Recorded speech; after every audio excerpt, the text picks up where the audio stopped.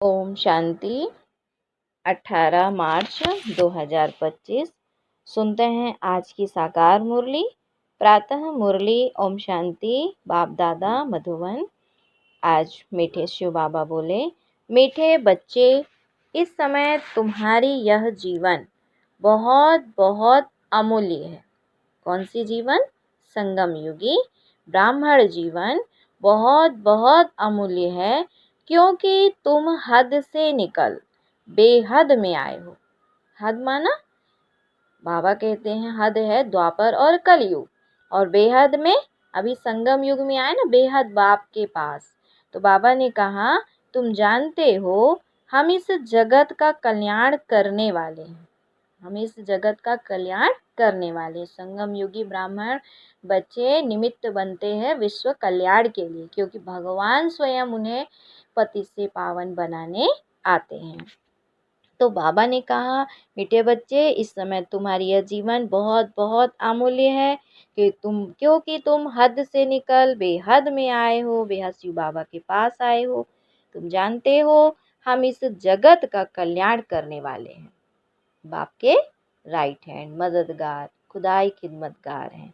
प्रश्न है, बाप के वर्षे का अधिकार, बाप के वर्षे का अधिकार किस पुरुषार्थ से प्राप्त होता है? पहले तो ये बताइए कि बाप का वर्षा क्या है? बाप का वर्षा है सुख, शांति और पवित्रता, वो भी अखंड, जो कभी खंडित नहीं होती है, अखंड है, अखूट है। तो ऐसे वर्षे के अधिकारी किस पुरुषार्थ से प्राप्त होंगे? किस पुरुषार्थ से प्राप्त होगा? उत्तर है बाबा कहते, बच्चे, सदा भाई भाई की दृष्टि रहे, स्त्री पुरुष का जो भान है वह निकल जाए, तब बाप के वर्षे का पूरा अधिकार प्राप्त हो। परंतु स्त्री पुरुष का भान व या दृष्टि निकलना बड़ा मुश्किल है। इसके लिए देही अभिमानी बनने का अभ्यास चाहिए। जब बाप के बच्चे बनेंगे ना, तब वर्षा मिलेगा। एक बाबा की याद से सतो प्रधान बनने वाले ये मुक्ति जीवन मुक्ति का वर्षा पाते हैं। कैसे मिलती है मुक्ति जीवन मुक्ति का वर्षा? एक बाप के बच्चे बनेंगे और एक बाबा की ही याद से सतो प्रधान बनेंगे, तब बाबा ने कहा मुक्ति और जीवन मुक्ति का वर्षा पाएंगे। अच्छा, गीत है, आखिर वह दिन आया आज। कौन सा दिन? बच्चों को बाप से मिलने का दिन आ गया। अच्छा, ओम शांति। ओम शांति। बच्चे यह जानते हैं, ओम माना अहम, मम आत्मा, मम शरीर। ओम माना अहम आत्मा, मम शरीर। अभी तुम इस ड्रामा को, सृष्टि चक्र को और इस सृष्टि चक्र के जानने वाले को, बाप को, इस सृष्टि चक्र को और इस सृष्टि चक्र के जानने वाले बाप को जान गए हो। माने रचयिता और रचना को जान गए हो, क्योंकि चक्र को जानने वाले को रचता ही कहेंगे। रचता और रचना को और कोई भी नहीं जानते। किसने जाना? तुम बच्चों ने जाना, जो बाप के अभी सम्मुख हैं। भल लिखे पढ़े बड़े बड़े विद्वान पंडित आदि हैं, लेकिन उन्हें भी अपना घमंड तो रहता है ना, परंतु उनको यह पता नहीं है। कहते भी हैं ज्ञान, भक्ति और वैराग। अब यह तीन चीजें तो हो जाती हैं, इनका भी अर्थ नहीं समझते। सन्यासियों को वैराग आता है घर से, उन्हों को भी ऊंच और नीच की ईर्षा रहती है। यह उच्च कुल का है, यह मध्यम कुल का है, इस पर उन्हों का बहुत चलता है। कुंभ के मेले में भी उन्हों का बहुत झगड़ा हो पड़ता है। किस बात के लिए? ये मध्यम कुल का है, ये उच्च कुल का है और ये नीच कुल का है। तो बाबा कहते उन्हों में भी झगड़ा हो पड़ता है, फिर पुलिस आकर छुड़ाती है। तो यह भी देह अभिमान हुआ ना। देखो, दुनिया में जो भी मनुष्य मात्र हैं, सब है देह अभिमानी, चाहे वो साधु सन्यासी ही क्यों ना हो, बड़े बड़े विद्वान पंडित ही क्यों ना हो। अगर झगड़ा करते हैं, हिंसा करते हैं, एक दूसरे को चोट पहुंचाते, दुख देते, तो देह अभिमान की निशानी है। तो इसलिए बाबा ने कहा कि फिर पुलिस आके छुड़ा रही है, इसका मतलब कितना दे अभिमान हुआ। तो बाबा कहते हैं बच्चे, दे अभिमान छोड़ो। किसने बोला? शिव बाबा ने भी उन आत्माओं के लिए इशारा दिया। तो जब भगवान ही आकर के उन क्या कहते हैं, गुरुओं संतों का भी उद्धार परमात्मा करते हैं, तो वो परमात्मा शिव बाबा कहते बच्चे दे अभिमान छोड़ो, अपने को आत्मा समझो। आत्मा माना शुद्ध, पवित्र, शांत, सुख स्वरूप, प्रेम स्वरूप। जब ऐसा समझेंगे तब वो झगड़े, हिंसा, ये सब खत्म होगा। तो आत्मा ही पतित बनी है, उसमें खाद पड़ गई है। कौन सी खाद? विकारों की, दे अभिमान की खाद पड़ी है। आत्मा ही सतो प्रधान है, आत्मा ही तमो प्रधान बनती है। तो जैसी आत्मा वैसा फिर शरीर भी मिलता है। कैसा? पतित, तमो प्रधान, मिक्स वाला। श्री कृष्ण की आत्मा सुंदर है, तो देखो शरीर भी कितना सुंदर होता है। उनके शरीर में बहुत कशिश होती है, पवित्र आत्मा ही कशिश करती है। लक्ष्मी नारायण की इतनी महिमा नहीं है जैसे कृष्ण की है। लक्ष्मी नारायण की भी क्यों नहीं है? क्योंकि लक्ष्मी नारायण में भी 20 से 25 साल कम हो गया, क्योंकि वो बच्चा था, बच्चा फिर बड़ा हुआ तो 20 से 25 साल की आयु कम हो गई ना, तो फिर वो शरीर में वो कशिश नहीं रह जाती क्योंकि आयु ज्यादा हो गई। तो कृष्ण, बाबा कहते श्री कृष्ण तो पवित्र छोटा बच्चा है। यहाँ भी कहते हैं छोटा बच्चा और महात्मा एक समान है। महात्माएं तो फिर भी जीवन का अनुभव कर फिर विकारों को छोड़ते हैं। मैंने पहले तो विकारों का अनुभव किया ना, श्री कृष्ण के पास तो वो भी नहीं है, तो भी महात्माएं विकारों को संन्यास करते हैं, तो फिर भी जानकारी के बाद छोड़ते हैं। घृणा आती है तो छोड़ते हैं। बच्चा तो है ही पवित्र, उनको उच्च महात्मा समझते हैं। तो बाप ने समझाया है कि यह निवृत्ति मार्ग वाले सन्यासी भी कुछ थमाते हैं, कुछ परसेंटेज में पवित्रता की वजह से ये पृथ्वी को, सृष्टि को कुछ पवित्रता की पावर देकर थमाते हैं। जैसे मकान आधा पुराना होता है तो फिर मरम्मत की जाती है, तो मरम्मत की जैसे थमाते हैं। सन्यासी भी मरम्मत करते हैं, पवित्रता से इस सृष्टि की मरम्मत करते हैं। तो पवित्र होने से भारत थमा रहता है। भारत जैसा पवित्र और धनवान खंड और कोई हो नहीं सकता। अब बाबा तुमको रचता और रचना के आदि मध्य अंत की स्मृति दिलाते हैं, क्योंकि यह बाप भी है, टीचर भी है, तो गुरु भी है। गीता में श्री कृष्ण भगवानुवाच लिख दिया है, उनको कभी बाबा कहेंगे क्या? अथवा पतित पावन कहेंगे क्या? अभी तो बोला श्री कृष्ण छोटा बच्चा है, तो पतित पावन कैसे कह सकते हैं? जब मनुष्य पतित पावन कहते हैं तो श्री कृष्ण को याद नहीं करते, वह तो भगवान को याद करते हैं। फिर कह देते हैं पतित पावन सीताराम, रघुपति राघव राजा राम। तो श्री कृष्ण के लिए तो नहीं गाई महिमा, कितना मुझारा है ना, सूत मुझा हुआ है। बाप कहते हैं मैं तुम बच्चों को आकर यथार्थ रीति सभी वेदों शास्त्रों आदि का सार बताता हूँ। पहली पहली बात समझाते हैं मुख्य कि अपने को आत्मा समझो और शिव बाप को याद करो तो तुम पावन बनेंगे।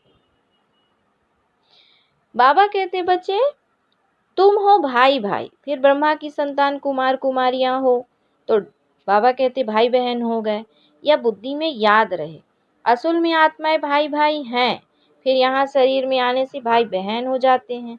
इतनी भी बुद्धि नहीं है समझने की, वह हम आत्माओं का फादर है, तो हम ब्रदर्स ठहरे ना।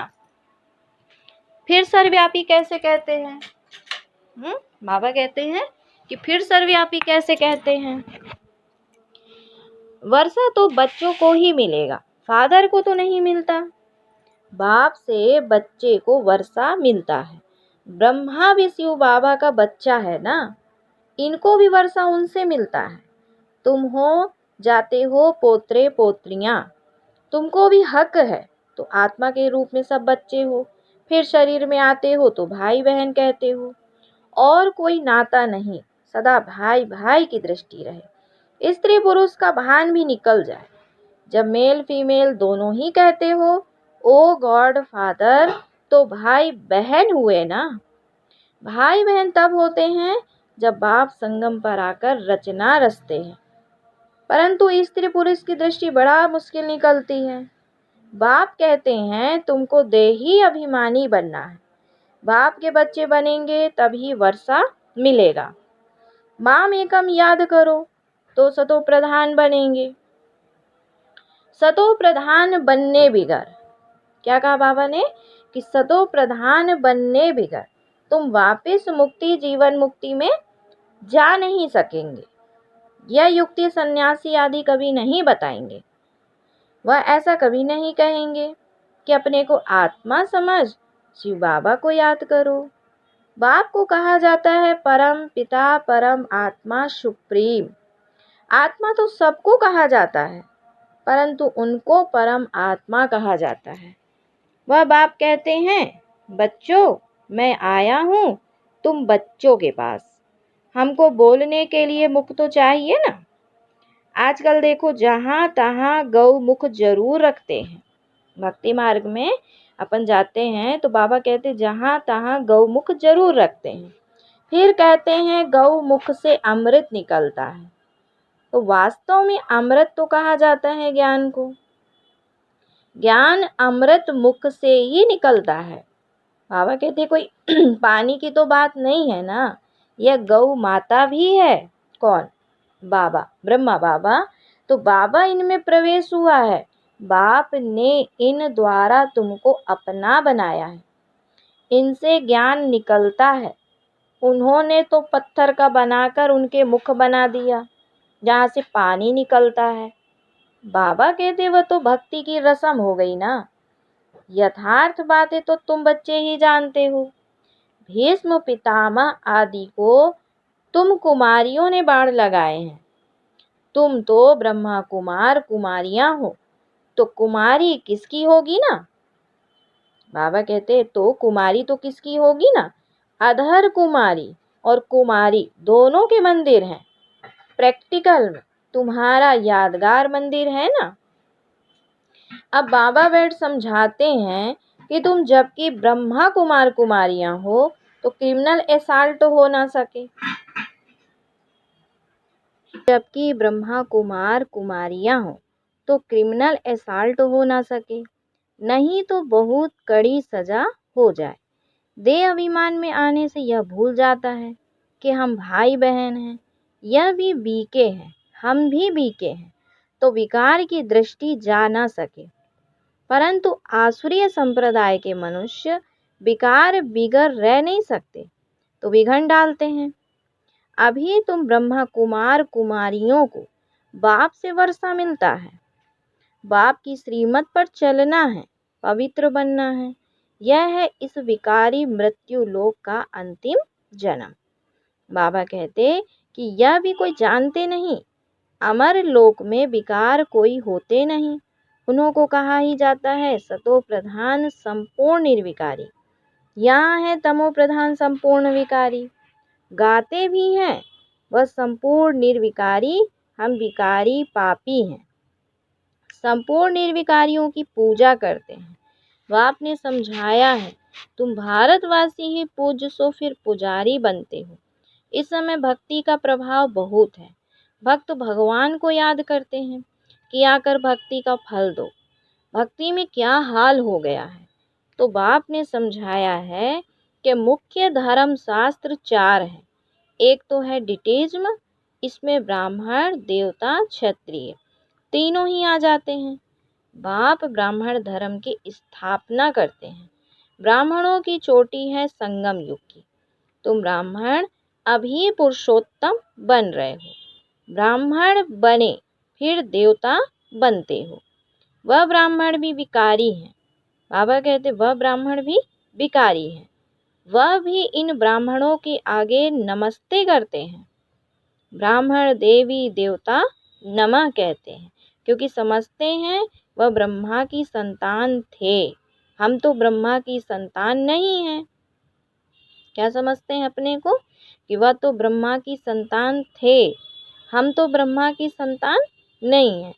अभी तुम ब्रह्मा की संतान हो, तुमको सब नमः करेंगे, तुम फिर देवी देवता बनते हो। अभी तुम ब्रह्मा कुमार कुमारियां बने हो, फिर बनेंगे दैवी कुमार कुमारियां। बाबा कहते इस समय तुम्हारी यह जीवन बहुत बहुत अमूल्य है। क्योंकि तुम जगत की माताएं गाई हुई हो। तुम हद से निकल बेहद में आए हो। तुम जानते हो कि हम इस जगत का कल्याण करने वाले हैं, तो हर एक जगत अम्बा जगत पिता ठहरे। इस नरक में मनुष्य बड़े दुखी हैं। हम उनकी रूहानी सेवा करने आए हैं। हम उन्हों को स्वर्गवासी बनाकर ही छोड़ेंगे। तुम हो सेना। इनको युद्ध स्थल भी कहा जाता है। यादव, कौरव और पांडव इकट्ठे रहते हैं, भाई भाई है ना। अब तुम्हारी युद्ध भाई बहनों से नहीं, तुम्हारी युद्ध है रावण से, माया से है। भाई बहनों को तुम समझाते हो मनुष्य से देवता बनाने लिए, तो बाप समझाते हैं कि देह सही देह के सब संबंध छोड़ने हैं। यह है पुरानी दुनिया। कितने बड़े बड़े डैम, कैनाल आदि बनाते हैं क्योंकि पानी नहीं है। प्रजा बहुत बढ़ गई है, वहाँ तो तुम रहते भी बहुत थोड़े हो। नदियों में पानी भी ढेर रहता है, अनाज भी बहुत होता है। देखो शिव बाबा कहते यहाँ तो इस धरती पर करोड़ों मनुष्य हैं, वहाँ सारी धरनी पर शुरू में 9-10 लाख होते हैं और कोई खंड होता ही नहीं। तुम थोड़े से ही वहाँ रहते हो, तुमको कहाँ जाने की भी दरकार नहीं रहती। वहाँ है ही बहारी मौसम। 5 तत्व भी कोई तकलीफ नहीं देते, ऑर्डर में रहते हैं। दुख का नाम नहीं, वह है ही बहिष्ठ। अभी है दोजक। दोजक माना नरक। तो यह शुरू होता है बीच से। देवताएं वाम मार्ग में गिरते हैं तो फिर रावण राज्य शुरू हो जाता है। तुम समझ गए हो, हम डबल सिरताज पूज्य बनते हैं, फिर सिंगल ताज वाले बनते हैं। सतयुग में पवित्रता की भी निशानी है। देवताएं तो सब पवित्र हैं। यहाँ पवित्र कोई है नहीं। कहाँ? संगम में। जन्म तो फिर भी विकार से लेते हैं ना, इसीलिए इसे भ्रष्टाचारी दुनिया कहा जाता है। सतयुग है श्रेष्ठाचारी, विकार को ही भ्रष्टाचार कहा जाता है। बच्चे जानते हैं कि सतयुग में पवित्र प्रवृत्ति मार्ग था, अब अपवित्र हो गए हैं। अब फिर पवित्र श्रेष्ठाचारी दुनिया बनती है। सृष्टि का चक्र फिरता है ना। परमपिता परमात्मा को ही पतित पावन कहा जाता है। मनुष्य कह देते हैं भगवान प्रेरणा करता है। अब प्रेरणा माना विचार, इसमें विचार की तो बात ही नहीं है। वह खुद कहते हैं हमको शरीर का आधार लेना पड़ता है। मैं बिगर मुख के शिक्षा कैसे दूं? प्रेरणा से कोई शिक्षा दी जाती है क्या? भगवान प्रेरणा से कुछ भी नहीं करते हैं। बाप तो बच्चों को पढ़ाते हैं, प्रेरणा से पढ़ाई थोड़े ही हो सकती है। सिवाय बाप के सृष्टि के आदि मध्य अंत का राज कोई भी बता न सके। बाप को ही नहीं जानते हैं। कोई कहते हैं लिंग है, कोई कहते हैं अखंड ज्योति है, कोई कहते हैं ब्रह्म ही ईश्वर है। तत्व ज्ञानी ब्रह्म ज्ञानी भी है ना। बाबा कहते तत्व ज्ञानी ब्रह्म ज्ञानी भी है ना। शास्त्रों में दिखा दिया है 84 लाख योनियां। अब अगर 84 लाख जन्म होते तो कल्प बहुत बड़ा चाहिए, कोई हिसाब ही निकाल ना सके। बाबा कहते वह तो सतियों को ही लाखों वर्ष कह देते हैं। तो बाप कहते हैं सारा सृष्टि का चक्र ही 5000 वर्ष का है। 84 लाख जन्मों के लिए तो टाइम भी इतना चाहिए ना। ये शास्त्र सब हैं भक्ति मार्ग के। तो बाप कहते मैं आकर तुमको इन सब शास्त्रों का सार समझाता हूँ। यह सब भक्ति मार्ग की सामग्री है, इनसे कोई भी मेरे को प्राप्त नहीं करते। मैं जब आता हूँ तभी सबको ले जाता हूँ। मुझे बुलाते ही हैं, हे पतित पावन आओ, पावन बनाकर हमको पावन दुनिया में ले चलो। फिर ढूंढने के लिए धक्के क्यों खाते हो? कितना दूर दूर पहाड़ों पर आदि पर जाते हैं। आजकल तो कितने मंदिर खाली पड़े हैं, कोई जाता नहीं है। अभी तुम बच्चे ऊंचते ऊंच बाप की बायोग्राफी को भी जान गए हो। बाप बच्चों को सब कुछ देकर फिर 60 वर्ष बाद वानप्रस्थ में बैठ जाते हैं। यह रस्म भी अब की है, त्योहार भी सब इस समय के हैं। तुम जानते हो अभी हम संगम पर खड़े हैं।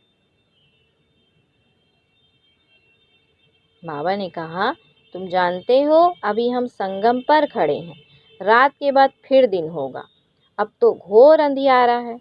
गाते भी हैं ज्ञान सूर्य प्रगटा, अज्ञान अंधेरा विनाश। तुम बाप को और रचना के आदि मध्य अंत को जानते हो।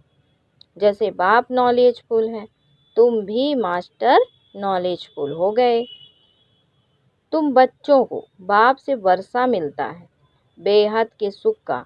लौकिक बाप से तो हद का वर्षा मिलता है, जिससे आधा कल्प सुख मिलता है, जिनको सन्यासी काग विष्टा समान सुख कह देते हैं। वह फिर यहाँ आकर सुख के लिए पुरुषार्थ कर ना सके। वह है ही हठ योगी, तुम हो राजयोगी। तुम्हारा योग है बाप के साथ, उन्हों का योग है तत्व के साथ। यह भी ड्रामा बना हुआ है। अच्छा, फिर बाबा ने बच्चों को याद प्यार दिया। मीठे मीठे सिकिलधे बच्चों प्रति मात पिता बाप दादा का याद प्यार और गुड मॉर्निंग। रूहानी बाप की रूहानी बच्चों को नमस्ते। हम रूहानी बच्चों की रूहानी मात पिता बाप दादा को याद प्यार गुड मॉर्निंग और नमस्ते। सदा रहो हंसते हंसाते बनो फरिश्ते। फिर है धारणा के लिए मुख्य सार।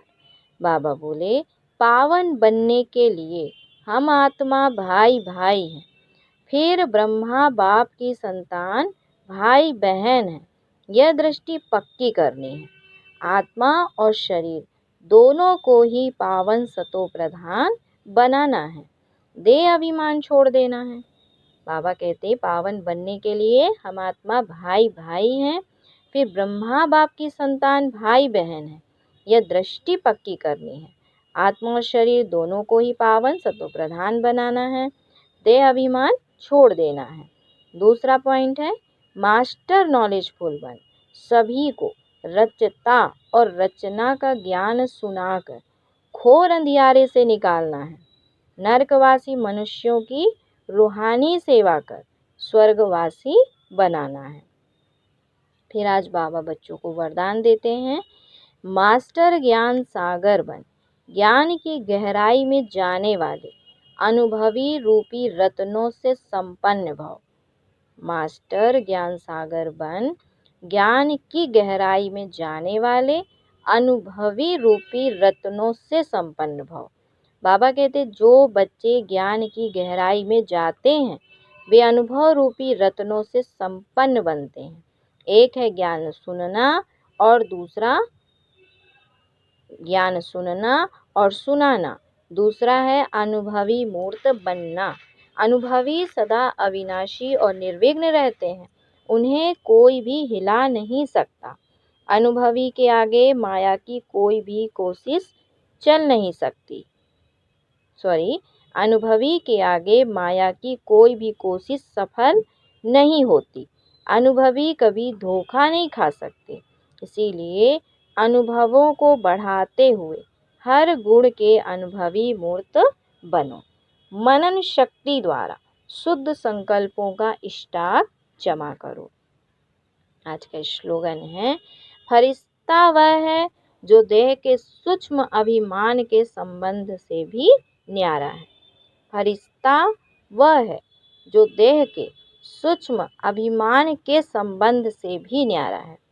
आज के अव्यक्त इशारे की पॉइंट है, बाबा बोले संपूर्ण सत्यता भी पवित्रता के आधार पर ही होती है। संपूर्ण सत्यता भी पवित्रता के आधार पर ही होती है। पवित्रता नहीं तो सदा सत्यता नहीं रह सकती। पवित्रता नहीं तो सदा सत्यता भी नहीं रह सकती। सिर्फ काम विकार अपवित्रता नहीं है, लेकिन उसके और भी साथी हैं। तो महान पवित्र अर्थात अपवित्रता का नाम और निशान न हो, तब परमात्म प्रत्यक्षता के निमित्त बन सकेंगे। बाबा ने कहा कि काम विकार भी, आज बाबा ने कहा कि अपवित्रता नहीं है, लेकिन उसके और भी साथी हैं। सिर्फ काम विकार बस की बात नहीं, उसके और भी साथी हैं। तो महान पवित्र अर्थात अपवित्रता का नामो निशान नहीं हो, ना उसके साथी हो और ना उसका पिता हो जो जिससे उत्पन्न हुए हैं।